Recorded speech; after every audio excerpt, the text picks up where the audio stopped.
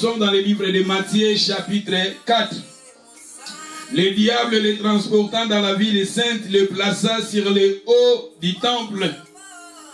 Il lui dit, si tu es le Fils de Dieu, jette-toi en bas, car il est écrit, il lui donnera des ordres à ses anges à ton sujet, ils te porteront sur les mains, de paix que tes pieds ne hâtent contre une pierre.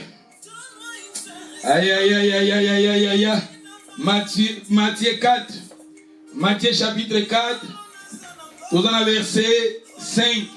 Le diable les transporta dans une ville sainte, les plaça sur le haut lieu du temple et lui dit, si tu es le Fils de Dieu, si tu es le Fils de Dieu, jette-toi en bas, car il est écrit, il te donnera, balobi awa, il lui donnera des ordres à ses anges,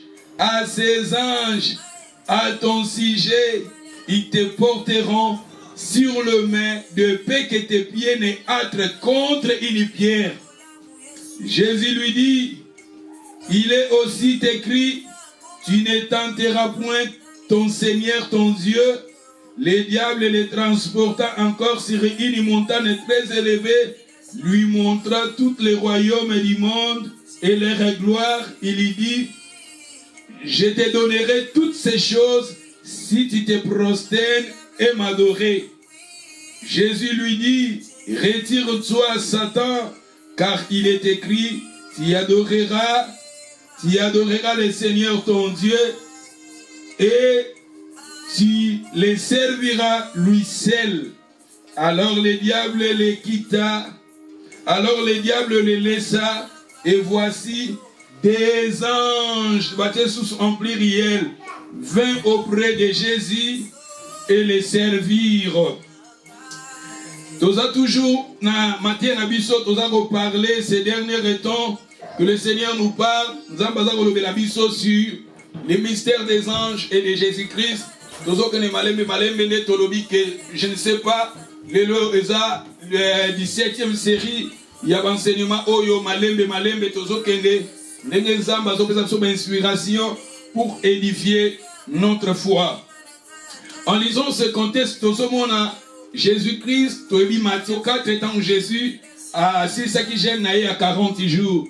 Mais la Bible nous dit, quand Jésus a assis ici gêne, Satan, le diable, a tenté. Mais Satan a mis Jésus sur la montagne, a mis l'icolo à la montagne, a ébisi Jésus, jette-toi en bas, miboua kanase.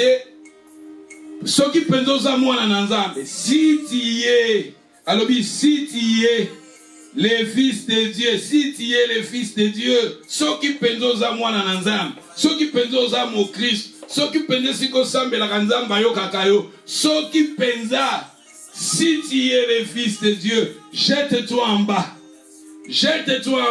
car il est écrit. C'est que moi j'ai compris que Satan est là. Quand les diables viennent pour nous tenter, il vient avec des versets bibliques. Quand les diables, ils s'approchent de toi pour te tenter, pour me tenter, ma soeur, mon frère, il vient avec des versets bibliques. Les diables connaissaient des versets bibliques. Satan, il connaît des versets bibliques. Regardez ici, il a atteint Psaume 91. Oui, Psaume 91, parmi les passages Oyo, j'ai dit passer dimanche na pesa ki yango, j'ai dit wana na pesa ki yango. Satan cité passage wana, a pesi référence wana. A yebisi Jésus que si tu es le Fils de Dieu, ceux qui pensent yoza mwana nazam, a memi likola montagne, a ceux qui pensent yoza mwana nazam, miboua kanase, poya lobi. A kotinda ba ange na ye, il enverra ses anges à ton sujet. Et comment il enverra ses anges à tes sujets pour te protéger. Mais si tu es le Fils de Dieu, jette-toi. Mi boa kasoko za mwana na nzambe. Soki penza nzambe ngwa yo kaka. Soki penza sambe la kana solo.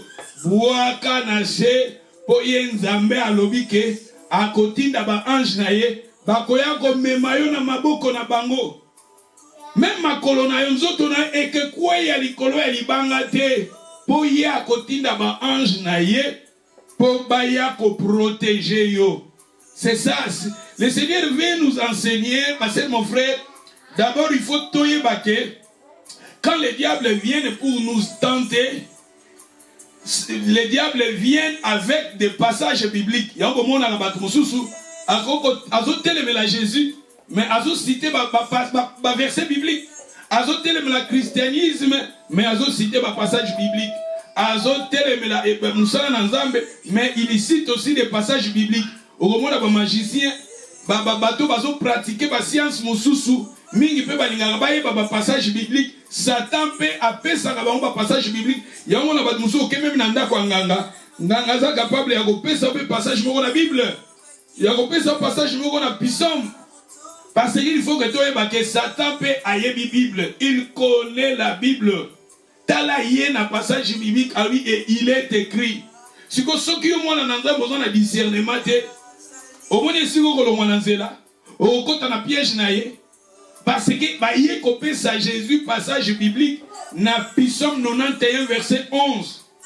Psaume 91 total que dimanche passé, total que jeudi passé, total en opé lisous awa et Satan a répété passage wana pour na intérêt na ye. Derrière ça ils ont un mobile moko, derrière ça ils ont un piège moko. Alors si tout le monde a tout est bandit wana. Tu vois que Satan akoya kotanté yo akoya kotanté nga akoya na ba passage biblique so pezoza mwana na nzamba ngo sambela so penza nzamba ngo ayoka kayo kasi bondelati sala boyet so ki penza nzamba akoyela yo si tu es le fils de Dieu, si tu es le fils de Dieu, si tu es le fils de Dieu azoya kokota doute. Yamuna batumuzu penda yo penda soko sambela kana solo yo penda soko sambela kana solo ndeni no passé boy soko sambela kana solo pour ndeni yo dans la situation soko sambela kana solo ndeni no zanga mbongo soko sambela kana solo ndeni no le kana pasi boy. Ma sœur, ça peut aussi arriver. Yamuna moni même la femme de Job, la femme de Job ayal bina Job finga kutunzamba ngo pour passer souffrance. Même la vie à David. C'est-à-dire, Babylone est comme la vie à Satan a utilisé bateau. Si tu es le fils de Dieu, ceux qui nous semblent là, ils sont pasteur à solo. Nengenini, on est canaboy. Nengenini, on a condition. Ceux qui nous a chrétien en à solo. Ceux qui nous a bangwa yo kakayo. Nengenini nous a malade. Nengenini nous les canaboy. Nengenini nous a problème. Nengenini nous. C'est-à-dire, Satan zawana. Yango bana nzambe, l'église nzambe, le peuple de Dieu, tous en a discernement. Tous en a discernement. Parce que Satan derrière ça a ébaki et ça le plan n'a déjà planifié qui. Ce qui déjà ça le temps qui na jardin d'Éden aye pas mutabisi est-ce que beaucoup olia bambumanios. Mutazaki na discernement te. Ce qui mutazaki na discernement Satan n'a pas longue été pour azalaki déjà na mathématique na ye, azalaki déjà na plan na ye bien installé, a vu que ceux qui n'a tout nié à répondre boy na gomema e boy. Na tout nié na bandi na A na gomeme na B, B na gomeme na C, C na gomeme na D, jusqu'à ce que quoi ça monte. Et to moni pe mathématique wana plan wana motako ya kakabona ki na nzambe, le même système Satan yaki nango awa pour tenter Jésus. Pour tenter Jésus. Bite ezalaki akwesa Jésus. Bite ezalaki akwesa Jésus. Bite ezalaki azwa eloko ezalaki pa Jésus. Nenga azwaki pa moto. Tala azokisa Jésus asoko fukamelinga na kopesa o gloire o nyonso. Ponga pe bapesaki nga yango. Pe na kopesa yango na moto nga na lingi. Nani apesaki yango? Tandis que na début nzambe tanga sali moto atie mutu na jardin alobi na moto akonza a dominer sur biloko nyonso. Toba mutaki ko perdre autorité na ye tangwa yokati mongongo ya Satan. Et souvent aussi dans nos vies, les diables azoyaka na ba tactique wana. Azoyaka na ba système wana. Pona ayiba eloko eza kati na yo. Pona ayiba eloko eza kati na nga. Mais eloko toko comprendre lisusu awa alobi a pesi passage biblique ba ange il ordonnera à ses anges de te protéger. Même Satan a une existence. Il y a des anges, il y a un zambé baza. Satan a croire, peut confesser, il donnera ordre à ses anges de te protéger. Satan connaissait aussi Dieu à ses anges. Ceux qui te continuent, il dit, si tu es le fils de Dieu, jette-toi en bas, car il est écrit, il lui donnera des ordres à ses anges à ton sujet. Il te portera sur les mains d'épée que tes pieds ne hâtent contre une pierre. Jésus lui dit, Jésus lui dit, il est écrit, Jésus lui dit, il est aussi écrit, tu ne tenteras point le Seigneur ton Dieu. Si c'était vraiment toi et moi devant cette preuve, est-ce que tu se manifester que nous sommes, tu confirmer que le diable, que nous sommes des enfants de Dieu, ou bien je suis un enfant de Dieu. Ce qui est na place à Jésus, réaction à l'ennemi. Parce que tout le monde a foi na yé, bakotia on a doute pas diable.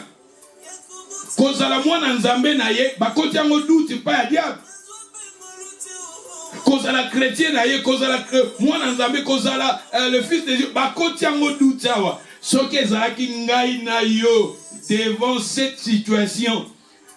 Tolnga to za attitude ni. Réaction à biso ngoko za la ndengeni. C'est-à-dire tolnga ki to la ki sa Satan que nous to confirmer yé to sala po yamona que nous sommes vraiment un enfant de Dieu. Nous sommes derrière yango ezaki na mayele moko ya mabe. Na lingi bana na za to za na sagesse. Lokola Jésus azalaki nango awa. Likanisi ya Jésus. Jésus nga koloba ndengeni. Jésus ali kolobela biso nini awa.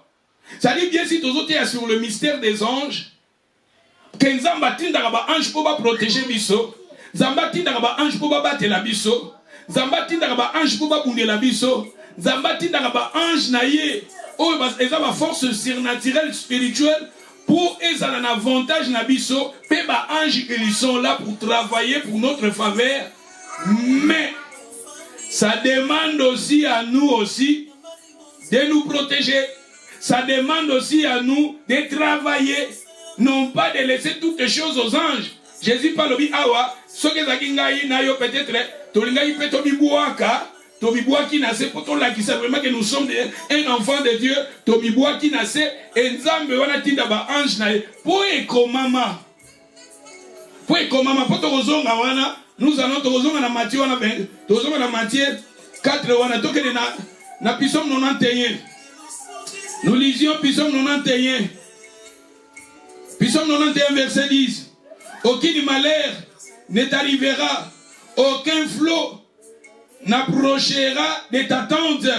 Dans 11, il ordonnera à ses anges de te garder dans toutes tes voies.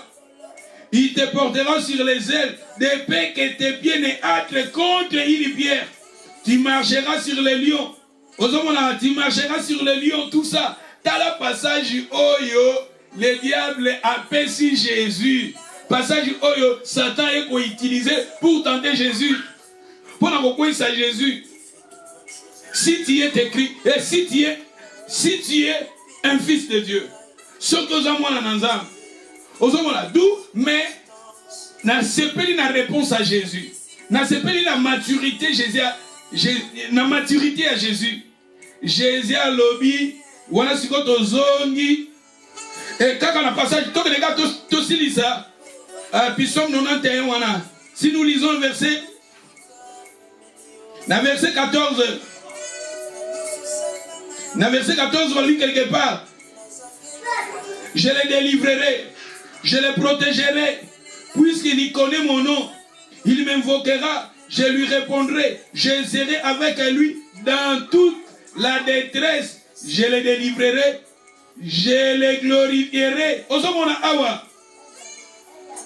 Je les rassasierai de longs jours. Je lui ferai voir son sali. Je lui ferai voir son sali. Et ça, un passage biblique.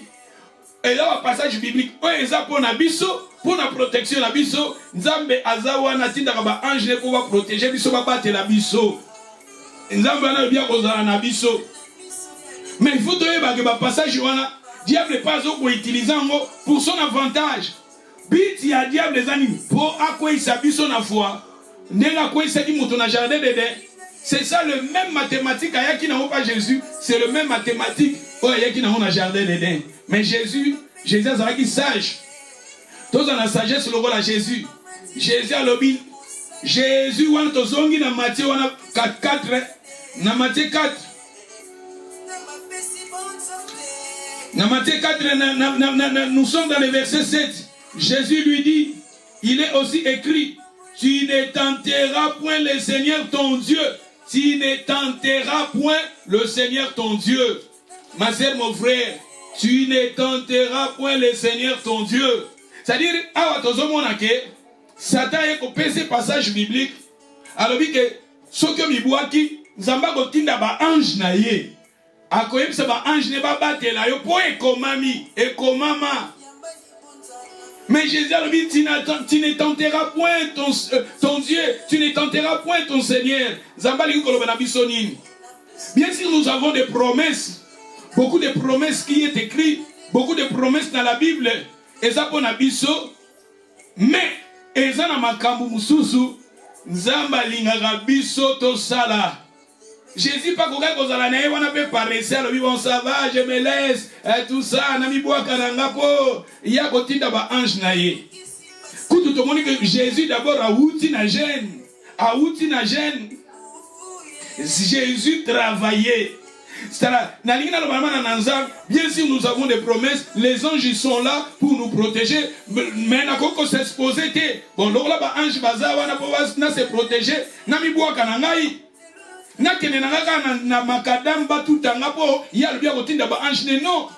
C'est ça le même pensée. Même Jésus n'a monté dans Bimi Bouaka.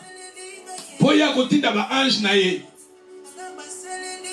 Mutazo na maturité te kolo bon na venu a munene trafic eza bakarezo leka na kotaka na makadam na kotaka na motorway po yenzamba lobi akotinda ba ange naye bako protéger okokufa va le temps bako tuta yo parce que awa to moni que Jésus a kokepe ko sala yango mais Jésus a sali yango tabi tu ne tenteras point ton Dieu, tu ne tenteras point ton Dieu. Combien nous, les peuples de Dieu, combien nous, les enfants de Dieu, tous ceux qui ont tenté Nzambé, tous ceux qui ont tenté Nzambé, Jésus a boyi. Au monde ici, quand on a des gens à risque, on a qu'un déa qui a un ange qui va rebattre l'anga, au kokufa. Au monde ici, on a battu poison.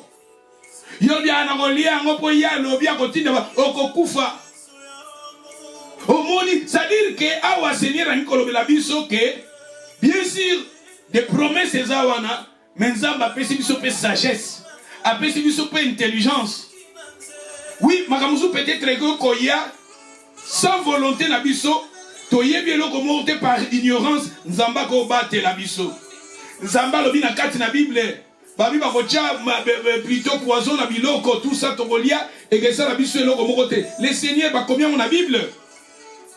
Mais on a gros à la tête que na zu biloko ou bien biloko na eu que bachango poison na tembe na kokoli yango okokufa va le temps pour que ya lobi pour Jésus awa Jésus pouvait aussi faire cela akoka pe komi boaka pour ekomama mais Jésus a boyi mais peut-être sur les circonstances et se permettant que Jésus a occupé kosala yango sur sa volonté. Mais à tous les moments là, Jésus a sali en côté pour nous enseigner penabiso. Combien de fois tu t'entends Nzambé? Moi dans Nzambé peut-être. Aux on a rendez-vous très important. Au boko kende ango non, nazo prier quand nazo prier non. Prier mais kende na rendez-vous na yo. Aux on a musala na yo, osalaka prier kende musala. Otangaka Bible zo banini kutu. Ce qui est dans 1 Timothée chapitre 2 verset 1. Timothée chapitre 2 verset 1 balobi. je t'exhorte, donc avant toutes choses, à faire des prières, de supplications, des requêtes, des actions de grâce pour toutes les hommes, avant toutes choses. Maman Biba, Malina, Maman Espé, Gadi, Jasper, Godwin, Camille, Babi, avant toutes choses. Avant toutes choses, ça la prière. Avant toutes choses, faites des prières. Ma prière, on a pluriel. Hein? Avant toutes choses, Balobi, faire des prières. Kounana Philippiens, chapitre 4, verset 6. Balobi, ne vous inquiétez de rien, mais en toutes choses, faites connaître vos besoins à Dieu par la prière. Nakolakisa Nzambe ba besoin nanga par la prière. Mais elingolo bateke na kangi maboko na tiki Nzambe asale nanga nyonso non. Nazana musala na ebike na salaka. Le matin quand je me lève, je prie pour mon travail. Nake musala Nzamba pesa na makasa azananzela nanga. Nake musala. Natangaka.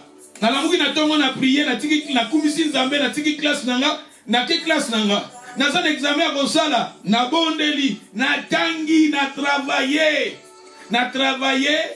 et na préparer examen nangai. C'est-à-dire que Nzamba li to za ba paresete. Jésus awa, ce que Jésus a sala ki ango, c'est ça ngoko lo ba biso maka mususu peto kanga maboko to tika po il est écrit. Si wana tozo mona ko to comme ko tenter Nzambe, balobi tu ne tenteras point ton Dieu, tu ne tenteras point ton Seigneur. C'est-à-dire Jésus a tomoni alobi okoki ko tenter Nzambe na yo te. Mwana na Nzambe na makambo nyonso prier. Makambo nyonso Bible bi makambo nyonso. To bondela. Makambo nyonso. Nalingi na voyager bondela, nalingi na via bondela, na lamuki na tongo bondela, nalingi bondela. Le Seigneur veut que quand il a biso dans la vie de prière. Nous ne sommes pas des païens. Païens au bon de la naïté, abimia kenaye, makamunaya zo sala yango sans la prière. Mais nous qui besoin avant toutes choses de prier. Mais nous qui bati que tout ça va paraître non. On a fani na ngaka na bondeli, na bi ke mbongo ke yena na banki, na ke musala te. Soki Nzamba cheli yo musala liboso, olamuki na tongo bondeli, kende musala na yo. Po pe Bible lobi ke à travers musala nous Nzamba ko pambola. Vous avez un rendez-vous moko très important na bavocat na GP na yo na docteur na yo ba rendez-vous na yo tout ça ba faire na yo makamuna ba activité na yo sala yango ozana ba faire osala ozana business osala ozana na commerce osala. Pourquoi toza ko échouer na ba commerce na ba faire parce que toza toujours na tendance tozo kota na piège. Il y a passage Oyo, Satan est là qui devant Jésus. Si tu es le fils de Dieu, si kakaka, nous avons reçu la nuit sur Ponayo. Alors il nous a béni de toutes sortes de bénédictions. Il y a reçu la nuit au côté. Non, au quoi on va faire. Et ça piège Oyo to monique. Satan est là qui est devant Jésus. Mais Jésus a qui marqué en haut. Le Seigneur a dit de travailler. Ce qui le Seigneur a dit, maman, de travailler. Tout transformer les Kambumoko Rosala, projet Moko Rosala, Chanzambe na première place, bon de là, mais travailler na vision, travailler na vision, et au comment on accomplissement la vision, Osa na projet Moko na vie na yo, Yakosala, na bomo na yo, prier, pour Bibelobi, avant toute chose de prier et travailler. Travailler pour le projet, kokanga maboko to lobi kala kangi maboko po ya kotinda ba ange na ye. Soki tokei na 1 Corinthiens chapitre 10. Nous sommes dans le livre de 1 Corinthiens chapitre 10. Balobi yoka balobi na verset 9. Balobi ne tentons point les seigneurs comme les tentèrent quelques-uns d'eux qui périssent. Balobi awa qu'ils périssent par les serpents. Ne murmurez point.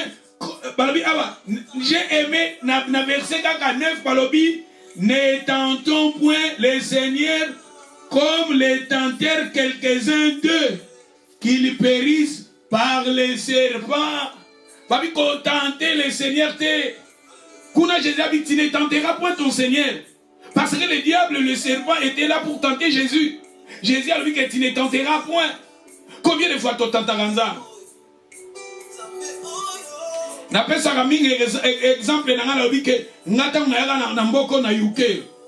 Na mboko na UK na 96 j'ai commencé à faire l'examen ya driving na 96 entre 96 97 96 97 98 na bandaka ko sala l'examen ya driving et chaque année faut na sala 3 fois 4 fois mais nazo zwata rotanga ngote nazo zwata rotanga ngote na natante ngai naga l'homme de l'esprit faut na bonde la kaka so ina prier na ngai devant examen wana na koleka na nga na mandeko sala examen ya kokoma examen ya driving ya kokoma avant ba système ba ordinateur ya kokoma mais natikala kozwa ngote depuis la 96 wana 96 na ekozwa ngo na 2008 na 2008 tant conscience na ngai sali conscience et sali et lobi que non il faut zo makambo au sérieux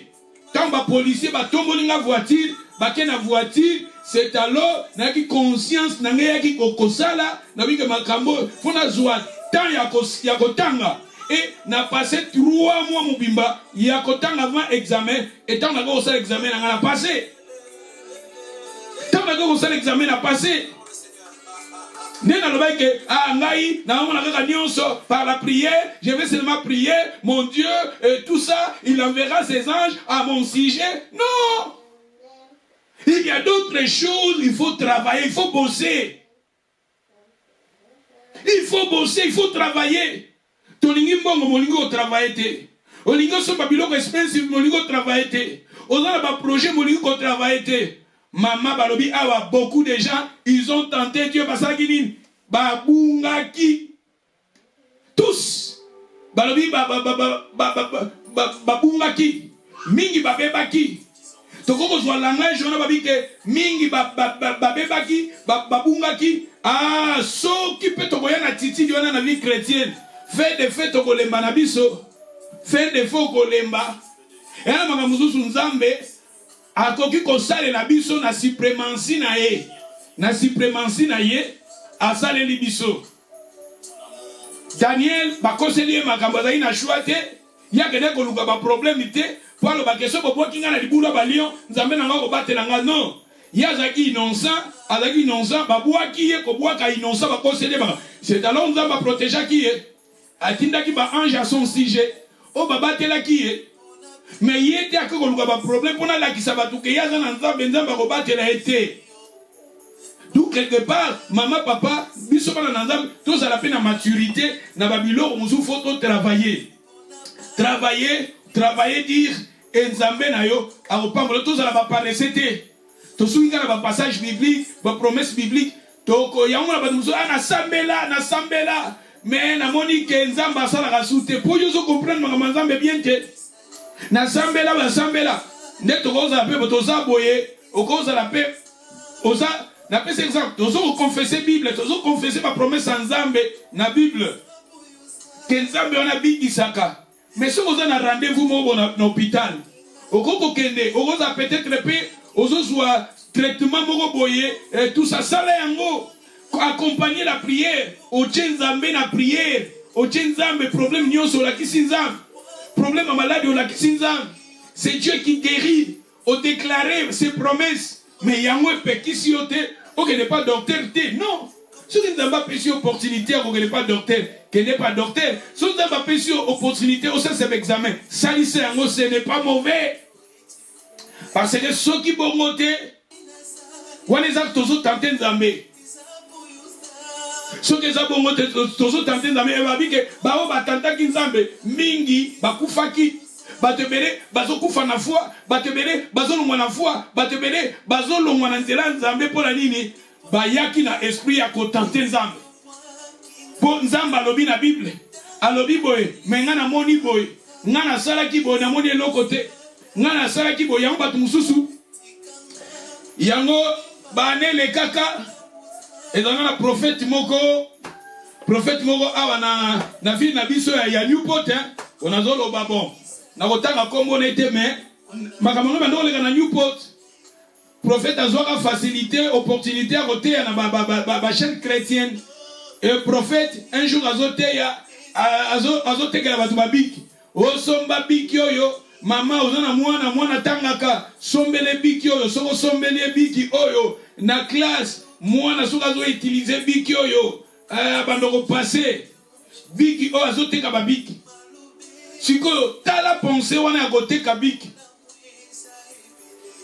Bazote ka biki. Moko somba biki wana soki mwana travailler te, bon naza na biki na sombi pas prophète, mwana tangi te a ozwa te. Mwana tangi te a ozwa te. Secret ni oza travail, secret na vie, il faut tout bosser, il faut tout travailler. Jésus awa akoka pe ko sala yango aza mwana na Nzambe, akoka pe ko lakisa Satan ke non ngana mwana na Nzambe. Nzambe pa ngoti da ba ange na epoyi boku na kutazo loba, tant alobi que je puisse invoquer mon père, il enverra 12 légions à mon sujet. Mais Jésus a mitika quitté. Il a alobi que tu ne pouvais pas tenter ton Dieu. Combien de fois tu tentes Nzambe? Tout tenter Nzambe, tout travailler. Si vous avez l'opportunité, moko wana ya kosala likambo moko boye. Privilège moko boye, eloko moko boza liboso na yo moni ke osala ba formation na yo sala yango. Musala moko boza liboso na yo travailler. On a besoin mbongo Nzamba teli yo musala travailler. Oza batu musupo oza na besoin sala eloko moko boye. Nzamba zo pesa yo ba mbongo. Mais ozo ko s'organiser te pour ocha ba mbongo wana nyoso ensemble osala eloko wana projet na yo wana. Mais tandis que Nzamba déjà à Pambolio. Peut-être Nzamba zo peso quelque chose, azo pesa ka ozo mona na quelque chose. Oyo soko tiango nyoso ensemble, on s'organiser, on s'occupe de ça la grande chose.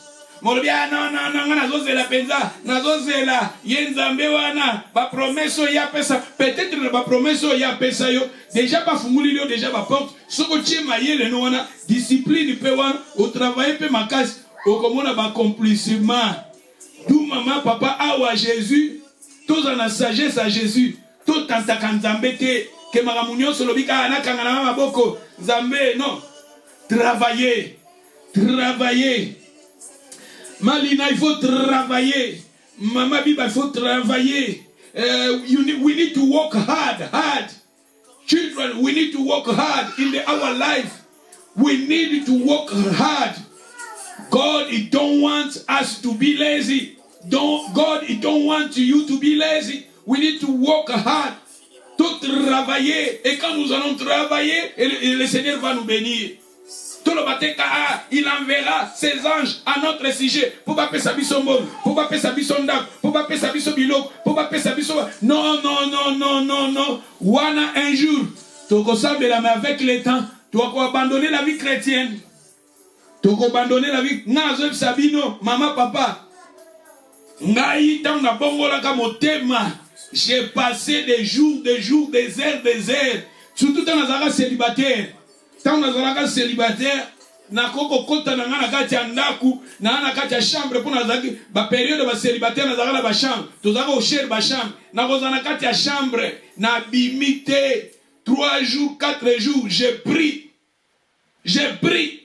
Na zaka pena ba moment na ba besoin ba mbongo na sala ba magamususu, mais na tingalaka komona mbongo elanga boyete mbongo ou bien na mutu ya mbetu mbongo ou bien te ou bien mbongo moko boye bimelinga na ndaku te.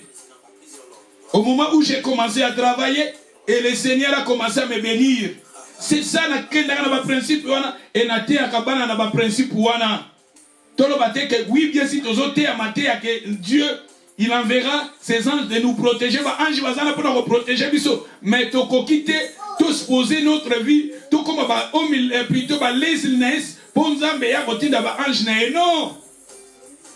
Soki nande na lobi ke bano batangaka. Tanga prier obondeli nanu otangi Nzambe no kopambola. Osalaka obondeli oke musala na yo. Bankadrema pe abana ngana lo bakala pese exemple mingi. Na Londres, au moment où on prière, l'église à Londres, on prière jeudi. On prière lelo jeudi. Prière jeudi et bandaka, n'a pas que bandaka 18h. Prière bandit 18h. Tu vas 23h. Heure 22h, 22h30. Prière bandit 18h. Mais prière 18h, bah, tu vas avoir moins retard. Mais comment on va prier les autres que ça va prolonger. Prière les autres comme tu vas 22h, 22h30. 23h. Si tu prier ici à 23h, Moutafon à Tottenham. Église de Zana Ilford. Au comme à Tottenham ou bien à Edmonton. Mais pourquoi ils ont pris des innées?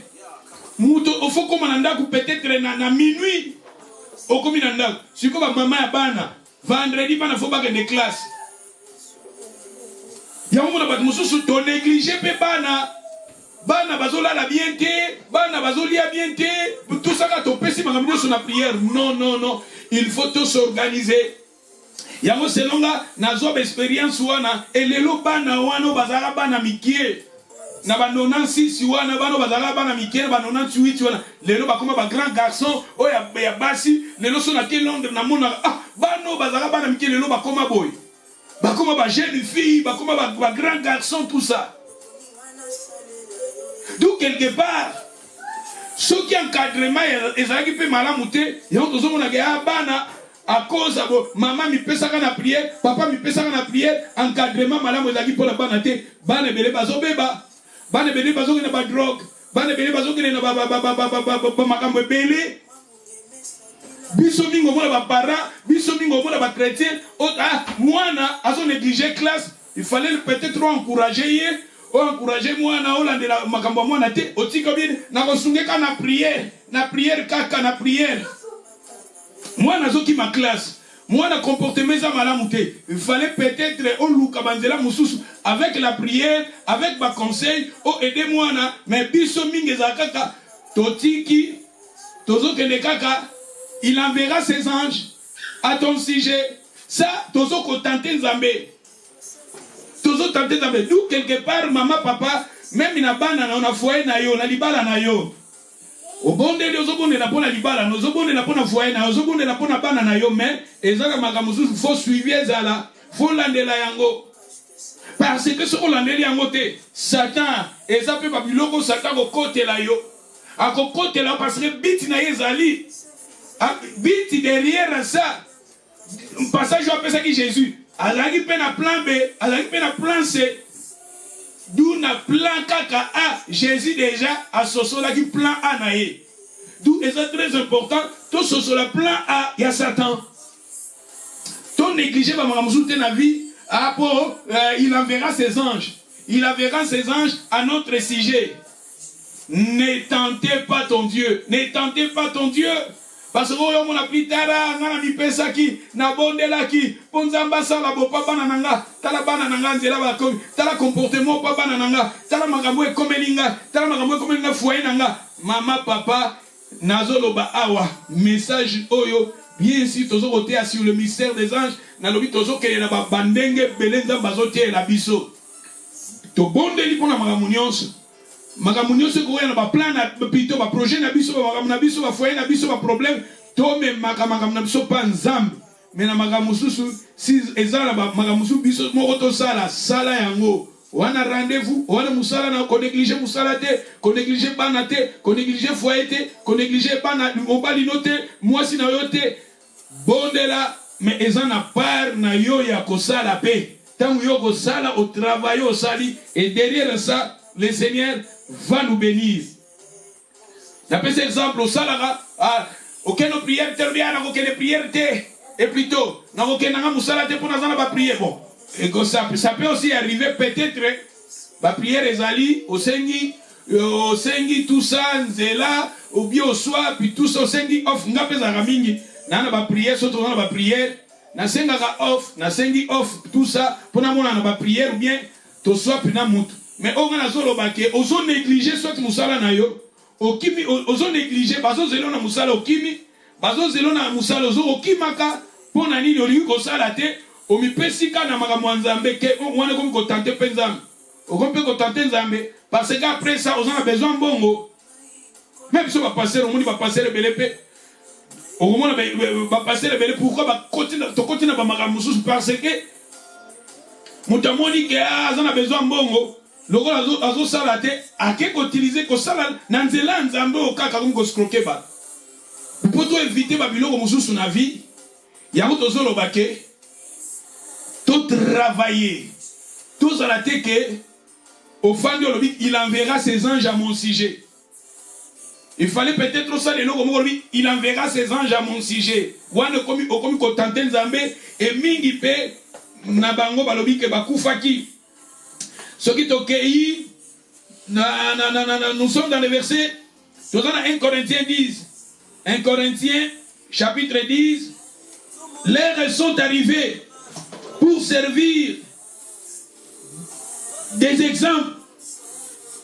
Elion, Balobi et Elion étaient écrits pour notre Babi Makabangwe comme dit pour construire les bisous.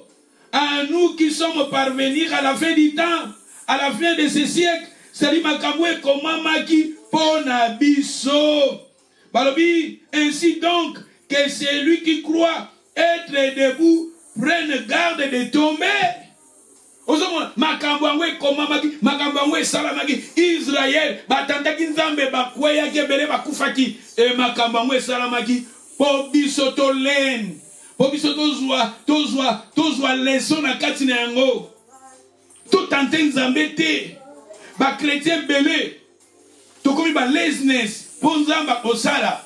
Nzamba kosala. Nzamba kosala. Nzamba kosala kotinda ba ange na ye. Po ba protéger biso. Jésus a dit, tu ne tenteras pas ton Dieu. Tu ne tenteras pas ton Dieu. Tu ne tenteras pas ton Dieu. Si tu es le fils de Dieu,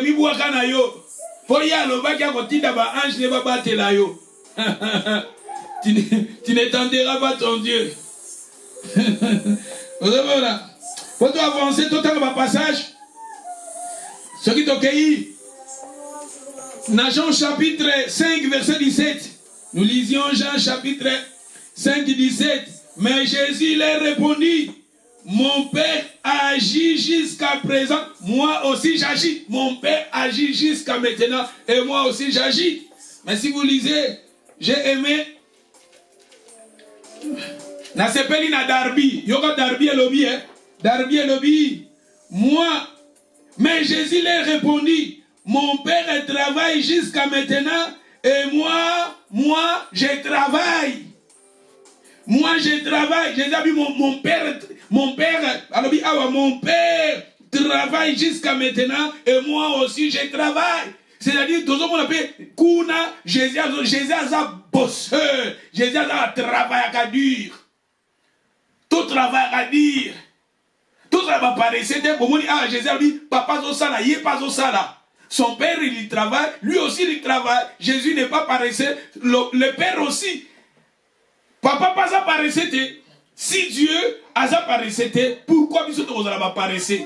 Pourquoi vous allez paresseux? Tu ne tenteras pas ton Dieu. Oui, tu ne tenteras pas ton Dieu. Moussa le bandara, na 5 Moussa na yo, on a besoin de Moussa le bandara na 5h kende. Moussa le bandara na 6h kende. Là avant kende. On a besoin de bon, nzamba chili makamuko mwa liboso na mwa ba misala no travailler. Soko tangaka, aux étudiants, yo moko kenda ki okeno komi komisa. Mais tangaka oboyi olweanga ngana zoke de kana ozwa mbongo. Bombongo ngozo tanga te, ba assessment en pozo sala te. Wana umko tante nzambe. Chaque chose a son temps. Bible dans l'Ecclésia, chaque chose a son temps. Tu as un temps à prier, après prière, tu as un temps à faire un moussous. Tout ça, quand tu as une prière, dans un bac, au bon début, mais ça n'a moussous. Na prière, na salle moussous. C'est-à-dire que, si on a la Bible, avant toutes les choses, prier. Na prier, avant que les classes na prier. Avant la salle, l'homme na prier. Avant que nous soyons na prier. Mais na quelle activité n'a pas négligé l'activité n'a pas été kaka prière te. Kaka prière, kaka kotanga Bible te. Chaque chose a son temps. Parce que dans la vie, tu dois vivre. Tu dois avoir un rendez-vous, ma responsabilité peut moussous. Tu dois avoir une responsabilité moussous. Bana Israël, oui. Nzamba kabolaka mai en deux parties, la mer rouge en deux parties. Mais zalaka chaque jour té. Zalaka chaque jour té. Mai nzamba bimiselaka bango mai na libanga. Mais zalaka chaque jour té. Abimiselaka bango mai.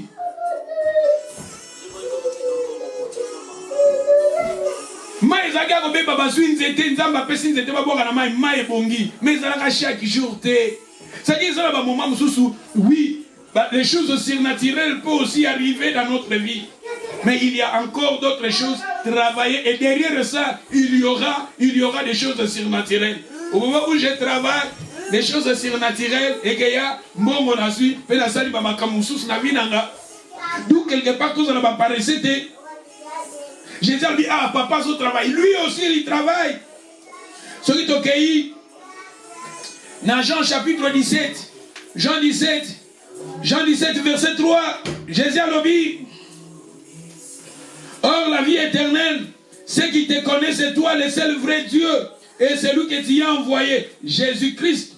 Dans verset 4, je t'ai glorifié sur la terre, j'ai achevé l'œuvre que tu m'avais donné à faire. Christ, il avait achevé l'œuvre que son Père lui avait donné à faire.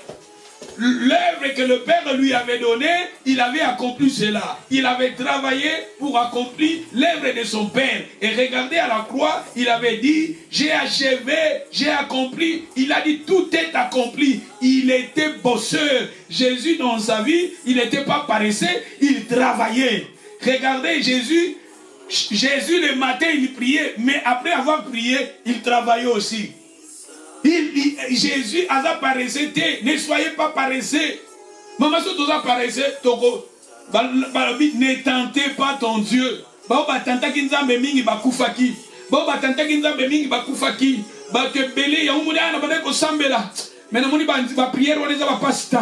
Pour vraiment, Nami Pesaka boy, Nami Pesaka bon, Nathalie retour le logo mogote. Tu y as tenté Nzambe. Otantaki Nzambe. Nzambe, et ça, la Babylone, Nzambe, pas qu'on aligné yo travailler. Aligné yo peut-être tout ça, la démarche, oui, ils arrivent aussi, notre Dieu, à côté de l'opé, pas corbeau, mais à côté de l'anga corbeau, l'obi pété, même une Elie, vu à Elie, Zaïka, ba corbeauté, vu à Elie, Zaïka, ba corbeauté, à Tindaki, ba corbeau, pour un peu de temps, ba melaki maï, na rocher, pour un peu de temps. Mais ça qui chaque jour, la mer rouge était divisée pour un peu de temps. C'est-à-dire que les gens ne comme ça, sous ce roman, un miracle, choses surnaturelles dans ta vie, mais il y a d'autres choses. Zambe azo kolingayo travailler parce que derrière ça, Zambe, les choses surnaturelles et que l'andayo. Parce que les anges ils sont des bazali va être invisibles. Il y a un moment dit que Jésus balobi, tant à résister à la tentation. Bah ange va être au sale là, bah lui bah ange va être au sale là, mais à résister à qui? Alléluia. D'où tout le monde dit ah Jésus il avait travaillé, il avait accompli l'œuvre de son Père parce que Jésus a apparaissé. Ce qui est dans Genèse chapitre 1. Nous sommes dans le livre de Genèse chapitre 1. Bah te belé to fandi, to kangi mabok, ngeti bat Afrique mi. Biso na poto to travailler, musala, tout ça. Ngana bisaka bat Afrique na lobby. Biso batan auto pesaka apo na misala. Nete na misala biso sala, on a biso ba sala sécurité. Abandi sécurité, azo banda musala na 6h tina 6h. Abandi na 6h la tongo tina 18h. Abandi na 20h tina 8h. Bat Afrique, ceux qui kaka le même système, le même baer, muto se donner na musala na yo, na Afrique. Na ba faire na yo, na commerce na yo. Ba faire que telema. Ba tebele na Afrique ba kanima o na mutu penza aza na maboko na ye, aza santé za bien, mais azela rabata poto. Azela rabata poto ba tinde les codes. Azela rabata poto ba latisa ye, ba ta poto ba tinda mbongo pona Minerva la bana, tout ça. Ba kuma paraissé. Donyo soga na prière, oh la na mutu, oh na utaki prière. Ngana zana ba frère na ngana na Congo na ebisa bango. Mes frères en Christ, auto ande ko prier na bango. Jusqu'à lelo mingi bazaka au retour na on a dans l'église. Oh na mususu mo no PC commerce. Olingo edeye. au PC commerce, au PC fonds. Yo komona yo wana ozo luka peut-être na moment moko bengi peut-être na moment na peut-être il fallait abando côté kanaye mais o azaka na permanence biso depuis to bande ko sambela na bando non ngai 91 jusqu'à lelo 91 jusqu'à lelo na nzela bozo la kana ba permanence mais boko kanga nzambe menteur plus tard boko tika nzela mwa nzambe. Na oui, na rola na permanence peut-être na butu. Église peut avoir la activité chaque jour. Il y a une activité comme chaque jour tout ça ndeni. To prier après ko prier kende musala na yo, kende commerce na yo, kende koteka na yo. Na koteka wana ko mona nzamba ko pambola yo. Mbatu mususu ngana kini wana na moni mutu auti Équateur. Jeune moko Équateur, auti Équateur aye.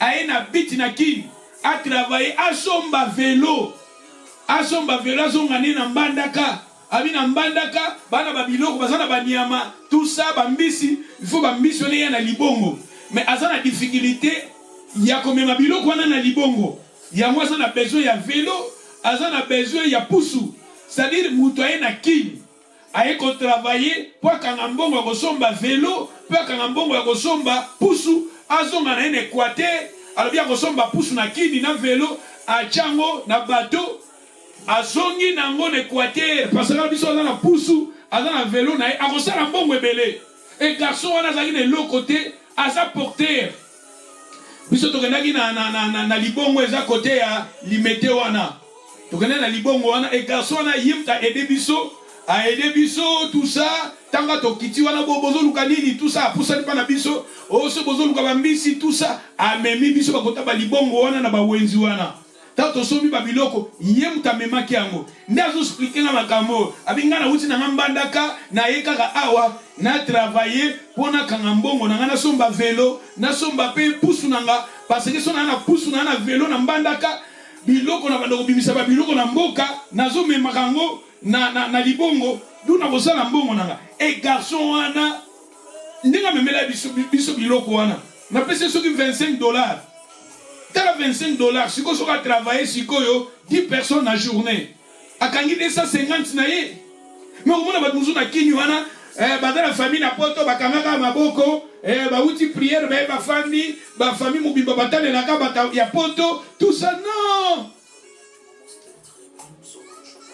Bon ba obazana batuna poto te ba vivara ndeni ba obazana ba famille na ba poto te ya to ba ke ya on a mingi na ba frère na même na Congo puis to prier après ko prier ça ta moi commerce na ozata moi projet na mo bozo salaka ozote ka ngobeko ko luka musala na peut-être na ba ville wana et derrière sans zamba ko pambola yo tout ça la gâte to kanyi maboko kenza ba ko pambola biso pesi to ba promesse tout ça non. Toko abandonner la vie chrétienne oya omona na moment mo Satan da oya okotso ba idée que o sambeli pe mingi o prier pe mingi o bondeli pe mingi o jeûner pe mingi nini yango moni eloko nini yango non pour la nuit parce que yo comprendre bien que avant toutes les choses tu prier mais après prière na continue l'action. Jésus il était quelqu'un qui travaillait. Jésus travaillait, il avait accompli l'œuvre de son père. Il a dit mon père il travaille et moi aussi je travaille et biso bana nzambe tout tambola na pensée wana tout tambola na idée wana même toi na poto awa to prier à 24 heures sur 24 heures te toi na moment to prier après prier toi na mamusu akosala na ba vie na biso na misala na biso na ba famille na biso na bana na biso tout travailler dire tout ça va paraître na lobaka Lazare a kufaki avant le temps parce qu'il était paresseux. Lazare le pauvre Lazare au Azaraki colia le miette qui tombait à la table de son maître. La Bible nous dit il désirait manger, désirait yenda lingaki. Ce n'était pas Dieu, c'était lui qui désirait manger des miettes. Il était paresseux à côté de l'eau mais avant le temps. À Kendaki na l'eau avant le temps. Il était mort avant le temps. Parce qu'il était paresseux. Lui, il pensait que oui, tant que pas koufaki ba ange ba egozoyer, ba bi tant que koufaki na kokote ape, na kote attendre pour na silisa. Conclusion matia na plus tard. Na koloba tant ba chrétien ba koufaka. Ba ange de ba egozoyer ba chrétien. Cortège ba bi que tant Lazare koufaki, ange va y resoyer. Mais à Koufaki avant le temps. Moi je pense à Koufaki avant le temps. Parce qu'il était paresseux. Il désirait manger des miettes. Ce qui a révolutionné qui est parce qu'il portait le nom qui veut dire l'Éternel, Dieu m'a secouru. Dieu lui avait secouru. Il était un enfant de Dieu, il était né de nouveau. Ses pensées, il était paresseux, il désirait manger. Lui, pour lui, il ordonnera, Dieu ordonnera à ses anges de lui protéger. Il y a un qui va le temps, ange va y resoyer, qui va le temps. Pour ça qui paraissait. Mais ce que nous avons bosser, qu'on travailler, que nous avons travailler. Nous avons la vision, et nous avons travaillé la vision. Bakambwe belenza mbali yako sala na ye babiloko belenga ko kokisama na vina ye soka baki ke ba mieto na zozwa ba mbongo ya mikie ba mieto wana ezala kola pe ba mbongo ba ozo travail ba muso ba zozwa ba 20 livres par heure yo zozwa ba mieto wana ezala kola 6 livres osa ni na 6 livres par rapport à 20 livres osa ni na 6 livres par rapport à 30 livres osa ni na 6 livres par rapport à mutazo 50 livres. C'est-à-dire quelque part lui il désirait manger des miettes. Mais ce qu'on a dit révolutionné, il peut travailler, dit, il faut avoir 50 na air, il faut avoir 20 na air. Mais lui, il désirait manger des miettes. Et des miettes, tu vois, à coup fait devant le temps. Alléluia.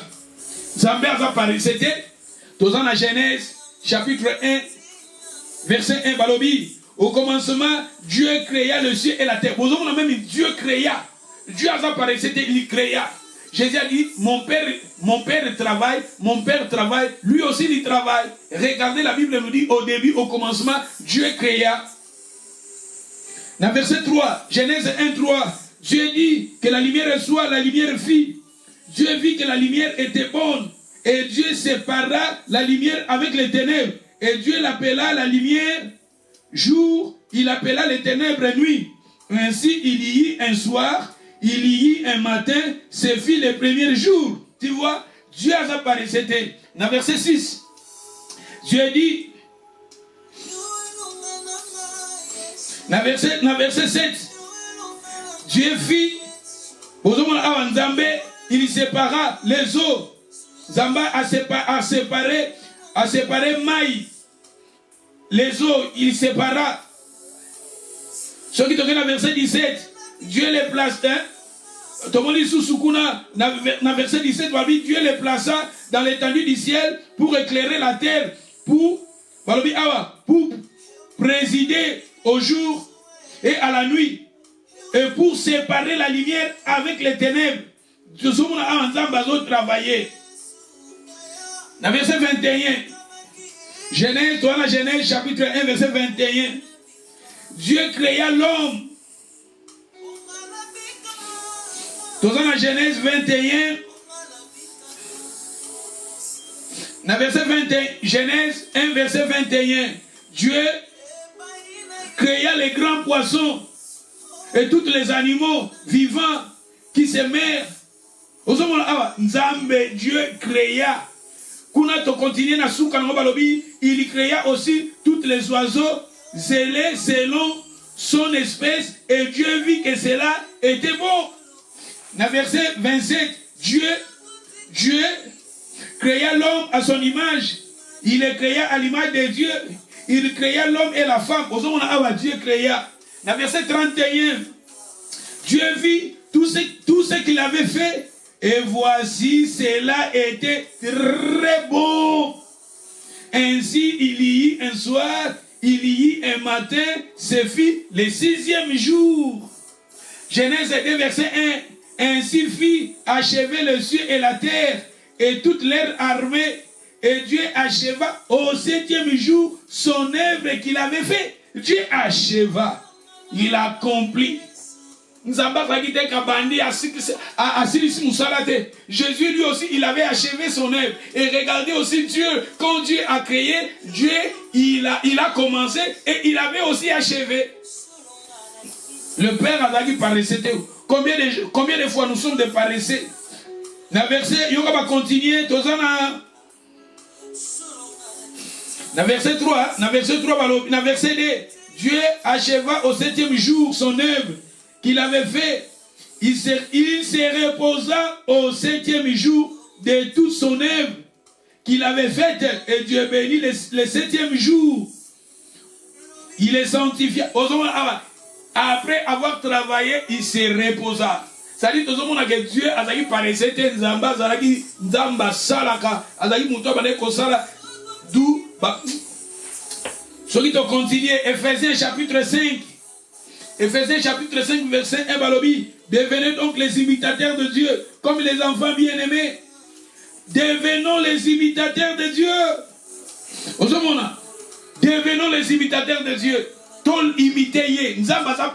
Christ a paressé. Pourquoi nous sommes des paresseux? Il ordonnera des anges à notre sujet de nous protéger, de nous garder. Dieu a paressé.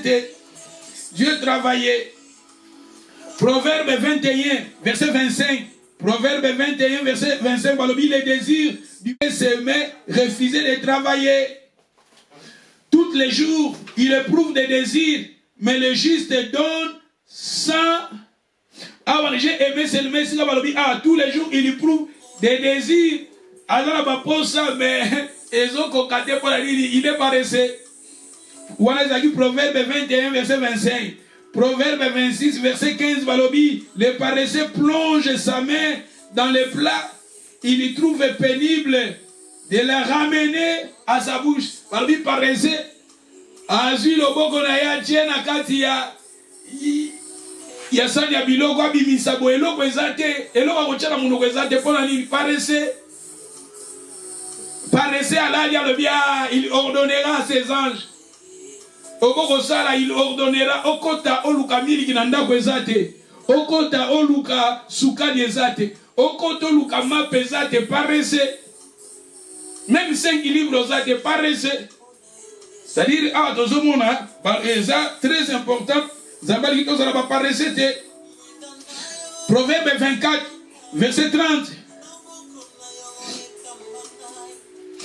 Proverbe chapitre 24, verset 30. J'ai passé près du champ d'un paresseux, près de la vigne d'un homme dépourvu d'essence, et voici les épines y croissaient partout. Il y a un homme paresseux. Namoni matiti comme kobota, matiti comme kobote belé, matiti comme kobote belé pour la nini aza paresseux. Ndako comme na matiti, ndako comme na salité, garden kuko kenete, na banguma, na banyoka, na magoro do bango bima na garden. Na bampuku na ndako na poto bampuku paresseux. Nzamba lito za ba paresseux de Proverbe 24, verset 30, c'est très important. Il y aura le verset 33, un peu de soupçonnement, un peu de sommeil, un peu de soupçonnement, un peu croiser les mains pour dormir. Dans verset 34, la pauvreté que kangayo, pauvreté sokolingi, au rosale lo motolingi kala pongi, pauvreté que kangayo. Nzaleke kangayo. Proverbe 18, verset 19. C'est lui qui se lâche dans son travail et frère de celui qui détruit. Ce qui yo, ozotika musala na yo, ozotika ba projet na yo, ozotika kosala, ozotika okangi, ozaparese okangi maboko. Balobi tiye les frères de celui qui détruit. Proverbe 19, verset 15. La paresse se fait tomber dans la soupçonnement. Paresse est une dagamutuna soupçonnement. Proverbe chapitre 10, verset 4. C'est lui qui agit d'une main. C'est lui qui agit d'une main lâchée. Yoga, j'ai aimé. Ce qui te vient à verset 5. C'est lui qui ramasse pendant l'été. C'est un fils prudent. Mbabi Motoa Lokotaka, il ramasse dans l'été. Aza moi na moko prudent. Il est quelqu'un qui est prudent. Moto on a été ça, c'est-à-dire tant climat ça bien, opportunité ça bien, à d'autres travailler, santé ça bien, à d'autres travailler, tout ça opportunité, à d'autres profiter de l'opportunité voilà. Balobi, c'est un homme prudent, Parce que été, ça tant climat, ça malam ou tout ça. Parce que na hiver, na obima na hiver. Na hiver, na travailler na hiver. Hiver, ça tant malili ça. Pas ça, mais préve ça. Mais tant été, ça ali, profitez. D'où, Seigneur, a dit, ça va apparaître, Totangi, Ephésiens chapitre 4, verset 28. Nous terminons ici. C'est lui qui dérobe, ne dérobe plus, mais plutôt qu'il travaille en faisant de ses mains ce qui est bien pour avoir de quoi donner à celui qui est dans les besoins. Parce que ce qu'on sali, il y a pas qu'on sunga batumusus. Oko sunga batumusus. Doutala, passage oyotozaka awana passage, il lui ordonnera à ses anges de nous protéger. Mais ne soyez pas paresseux, ne tentez pas le Seigneur. Il y a d'autres choses dans la vie, il faut travailler parce que notre Dieu, il est le Dieu qui travaille. Jésus a dit, mon Père travaille, lui aussi Jésus travaillait. Et nous les enfants de Dieu, devenons donc les imitateurs de Dieu, devenons donc les imitateurs de Jésus. Travailler, le Seigneur nous a appelés pour travailler, pour bosser. Et là-bas, derrière ça, nous allons voir, Dieu, il va nous bénir. Dieu, il va nous bénir. Et nous allons voir encore des promesses de Dieu se manifestent, s'accomplissent dans nos vies. Que le Seigneur vous bénisse. All the best. Que le Seigneur vous bénisse. Nous allons maintenant prier pendant quelques minutes. Bon, de l'essigosa, nous allons travailler, nous tenté, nous prions. Alléluia.